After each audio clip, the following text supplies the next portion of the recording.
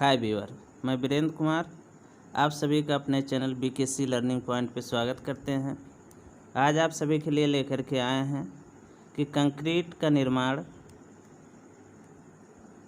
करने के लिए कौन कौन सी सामग्री का प्रयोग में लाया जाता है।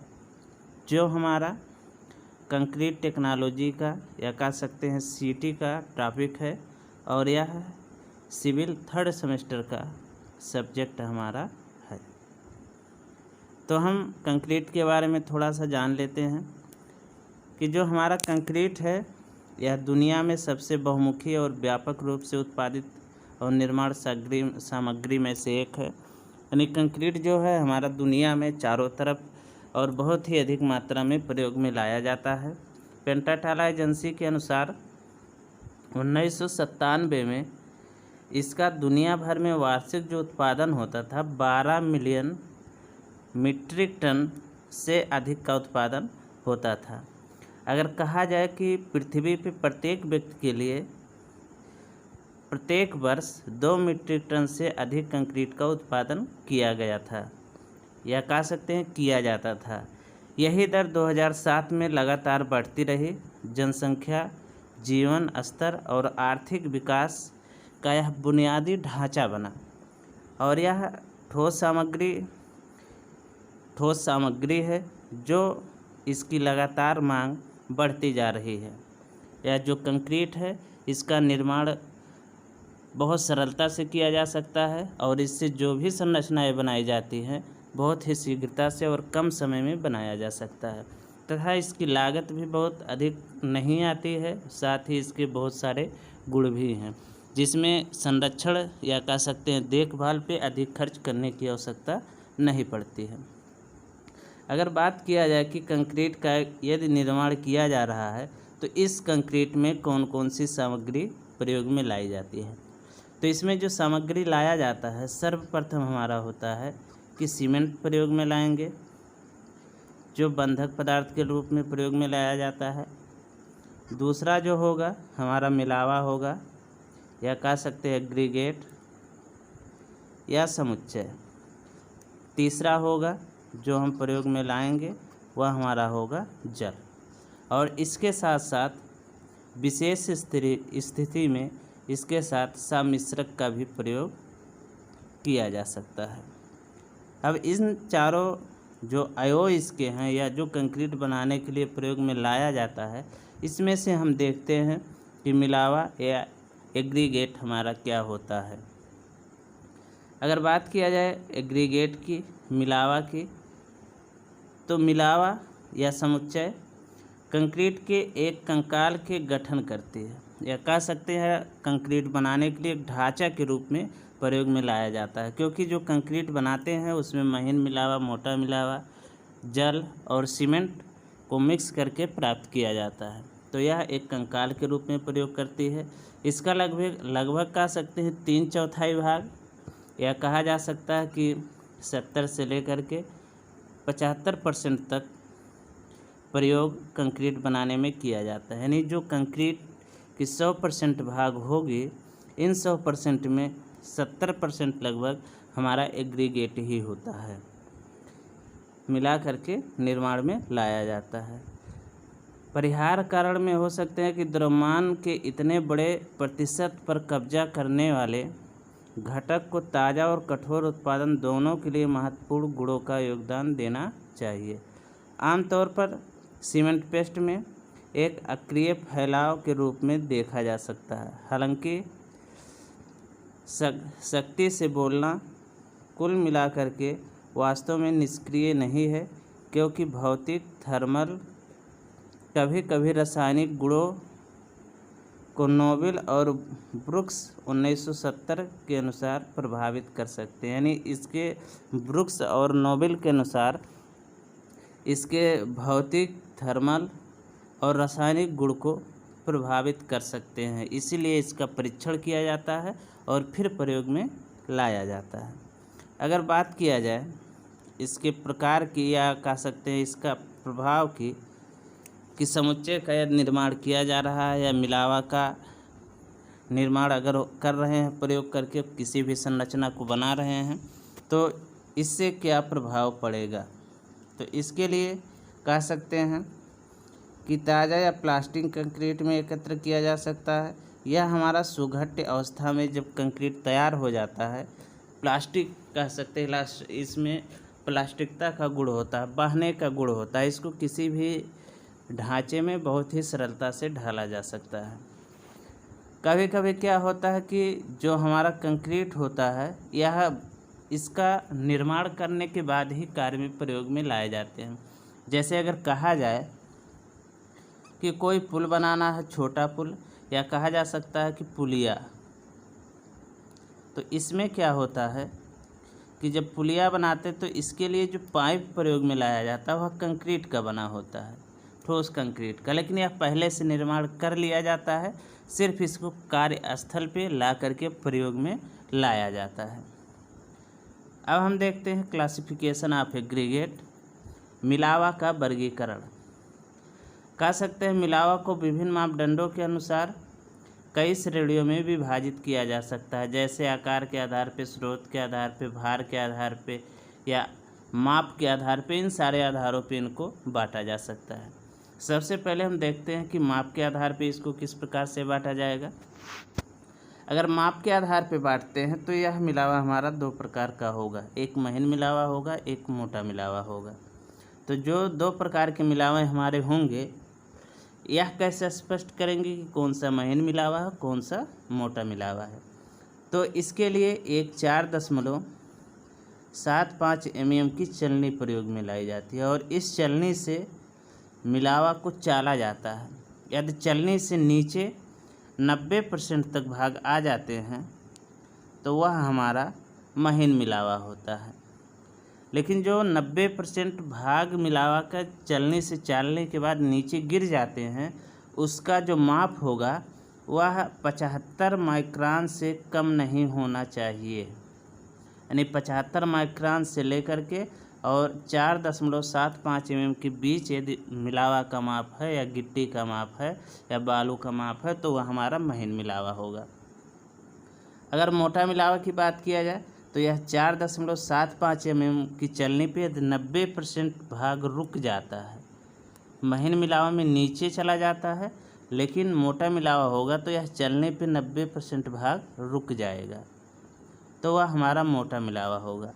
लेकिन इसका भी अधिकतम माप हमारा जो होगा वह 25 mm तक ही होगा। यानी 25 mm से लेकर के 4.75 mm के बीच यदि मिलावा का माप है तो वह हमारा मोटा मिलावा कहलाएगा। जिसमें अगर देखेंगे तो यहाँ कुछ साइज के आधार पे दिया गया है, different size of coarse aggregate, विभिन्न प्रकार के कोर्स एग्रीगेट दिया गया है। मोटा मिलावा दिया गया है जो 5 से 10 mm का यहाँ पे गिट्टी दिखाई जा रही है, 10 से 14 तक यहाँ, 14 से 20 तक यहाँ और 20 mm का यहाँ पे भी है। तो ये सारे गिट्टी इस प्रकार से बने होंगे। लेकिन अगर वहीं महीन मिलावा की बात की जाए तो यहाँ पे अगर देखेंगे तो ये बालू इकट्ठा किया गया है, प्रोफाइल ऑफ सैंड, सैंड के आकार को यहाँ पे दिखाया गया है। बहुत सारे बालू इकट्ठा किए गए हैं जो महीन मिलावा के रूप में प्रयोग में लाए जाते हैं।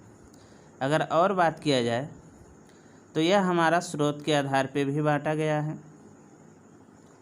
अगर स्रोत के आधार पे बांटते हैं तो यह हमारा प्राकृतिक मिलावा होगा, कृत्रिम मिलावा होगा। स्रोत यानी जो मिलावा प्रयोग किया जा रहा है वह मिलावा कहाँ से प्राप्त हो रहा है, इस आधार पे भी इसको बांट दिया गया है। जिसमें सबसे पहले हमारा है प्राकृतिक मिलावा, यानी प्राकृतिक से सीधा लेकर के और कंक्रीट बनाने के लिए प्रयोग किया जाए। जैसे अगर कहा जाए कि कोई रॉक है या कह सकते हैं कि कोई चट्टान है, उसको तोड़ करके छोटा किया गया और मशीन से तोड़ करके संदलित करके गिट्टी के रूप में तोड़ा गया, या कह सकते हैं उसको छोटे छोटे साइजों में तोड़ लिया गया और उस गिट्टी का यदि प्रयोग किया जा रहा तो वह हमारा प्रकृति से सीधा मिलता है, तो वह हमारा हो जाएगा प्राकृतिक मिलावा। या कह सकते हैं कि कोई नदी बह रही हो और इस नदी के अंदर कह सकते हैं अगर जल का प्रवाह हो रहा है तो यहाँ से जब इसका प्रवाह होगा तो इसमें कुछ टुकड़े होंगे गिट, ईंट के, जो अगर कह सकते हैं कि यह हमारा किसी चट्टान से होकर के जा रही है, क्योंकि जो भी नदी होगी वह किसी न किसी पहाड़ी से ही निकलती है।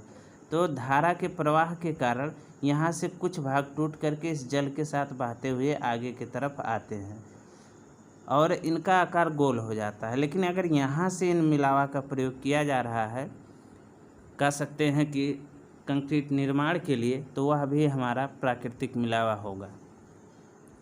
जो हमारा कृत्रिम मिलावा होगा, या कह सकते हैं वह मिलावा जो मानव द्वारा निर्मित हो। जैसे अगर कहा जाए कि कंक्रीट की कोई संरचना बना ली गई और उसको तोड़ दिया जाए और उसके बाद उसमें से जो मिलावा प्रयोग किया जाए वह हमारा होगा कृत्रिम मिलावा। या कह सकते हैं कि ईंट हो, ब्रिक क्या होता है, ईंट क्या होता है कि यह मिट्टी वगैरह से पहले बना लिया जाता है।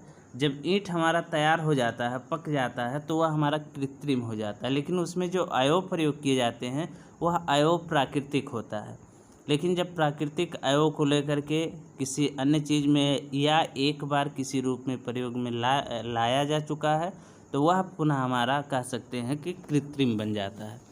तो ईंट के टुकड़ों को छोटे छोटे भागों में तोड़ करके और उन टुकड़ों को अगर कहीं पे प्रयोग में लाया जाता है तो वह हमारा कृत्रिम मिलावा कहलाएगा। और देख लेते हैं, अगर यहाँ पे देखेंगे तो भार के आधार पे भी बांट दिया गया है। तो भार के आधार पे कम भार, सामान्य भार और अधिक भार, ये 3 प्रकार के एग्रीगेट होते हैं। या कह सकते हैं जो मिलावा प्रयोग किया जाएगा तो यह इसका भार कम है या अधिक है, यह इस पे निर्भर करता है कि उसका घनत्व क्या है। घनत्व इसका जितना अधिक होगा इसका भार भी उतना ही अधिक होगा। जैसे चट्टान कई प्रकार के होते हैं, पत्थर बहुत सारे प्रकार के होते हैं, मार्बल हुआ, ग्रेवल हुआ या बलुआ पत्थर हुआ, बहुत सारे हैं, तो उसके भार भी अलग अलग होते हैं। तो यहाँ कम भार यानी जो कम भार होगा, लेकिन जो कम भार का पत्थर होगा उसका भी भार 500 से लेकर के 1120 केजी प्रति मीटर क्यूब होगा। यानी कह सकते हैं कि अगर कोई बॉक्स इस प्रकार से बनाया जा रहा है, एक क्यूब बनाया जा रहा है और इस क्यूब में यदि भरा जा रहा है गिट्टी को, इसकी लंबाई भी 1 मीटर है, चौड़ाई भी 1 मीटर है और इसकी ऊंचाई भी 1 ही मीटर है, तो इसमें अगर गिट्टी को भरा जाएगा तो उसका भार 500 से लेकर के और 1120 केजी प्रति मीटर क्यूब के अंदर ही होगा। अगर इतना होता है तो वह हमारा कम भार का मिलावा कहलाएगा। अगर उसी पात्र में गिट्टी को भरा जा रहा है और उसका भार तौला जाए तो 1 घन मीटर में जो भार हो रहा है वह 1520 से लेकर के 1680 तक हो रहा है, तो वह होगा हमारा सामान्य भार। जो हमारा क्यूब होगा या कह सकते हैं जो घन हमारा बना होगा, इस घन में लंबाई, चौड़ाई, ऊंचाई तीनों 1-1 मीटर रखी जाती है और इसी में गिट्टी को भरा जाएगा। अगर उसका भार इसके बीच में आता है तो यह हमारा सामान्य भार होगा। अगर 2300 से 2400 के बीच में आता है तो यह हमारा अधिक भार का मिलावा होगा। अगर बात किया जाए आकार के आधार पे, तो आकार के आधार पे मिलावा हमारा जो होगा गोल होगा, आंशिक गोल होगा, नुकीला होगा, पत्रिल होगा और लंबोतरा होगा। इन प्रकार के होंगे। या कह सकते हैं कि जो भी मिलावा हो वह देखने में कौन सा आकार में दिखाई दे रहा है, उसी आकार के नाम से मिलावा को जाना जाएगा। जैसे अगर कहा जाए कि गोल मिलावा, तो जो गोल मिलावा अगर देखेंगे तो यहाँ पे हमको गोल मिलावा दिखाया गया है। ये गोल मिलावा मिलता कहाँ से, जैसे अगर कहा जाए कि कोई नदी है किसी पहाड़ी से होकर के गुजर रही है, तो उसके प्रवाह के कारण कुछ चट्टानें टूट जाते हैं और पानी के साथ बहते बहते उसके सिरे घिस जाते हैं और वह गोल आकार धारण कर लेता है। आंशिक गोल जो हमारा होता है, यह जैसे लगातार पानी के साथ ना बहते हुए उसको कुछ समय पहले ही पानी से निकाल लिया जाए। यह कहा जा सकता है कि जो मिलावा हमारा हो पूर्णतः गोल ना हो करके कुछ भाग इसका गोल ना हो, तो वह हमारा होगा आंशिक गोल, जैसे यहाँ पे दिखाया गया है। अगर नुकीला की बात किया जाए, ऐसे मिलावें जिसमें किसी न किसी तरफ कोने दिखाए गए हों, नुकीला बना हो, जैसे यहाँ पे दिखाया जा रहा है, यहाँ पे है, या जो यहाँ पे गिट्टी दिखाई जा रही है, ये हमारे नुकीले मिलावा के अंतर्गत आते हैं। पत्रिर और लंबोतरा कण जो होता है यह हमारा कंक्रीट में मात्र 10% तक ही प्रयोग में लाया जाता है। इससे यदि कम हो तो और ही अच्छा होता, लेकिन इससे अधिक किसी भी स्थिति में कंक्रीट बनाने के लिए मिलावा का प्रयोग नहीं करते। यानी दो ही, पत्रिर और लंबोतरा कण। पत्रिर कण होता क्या है, जैसे कहा जाए कि किसी दो चलनी से मिलावा को मापा गया, 40 mm की कोई चलनी ले लेते हैं, 20 mm की चलनी ले लेते हैं, और इन चलनी से गुजारा गया और इस चलनी से भी गुजारा गया, लेकिन इन दोनों के बीच में कुछ मात्रा इसका यहाँ पे रुका,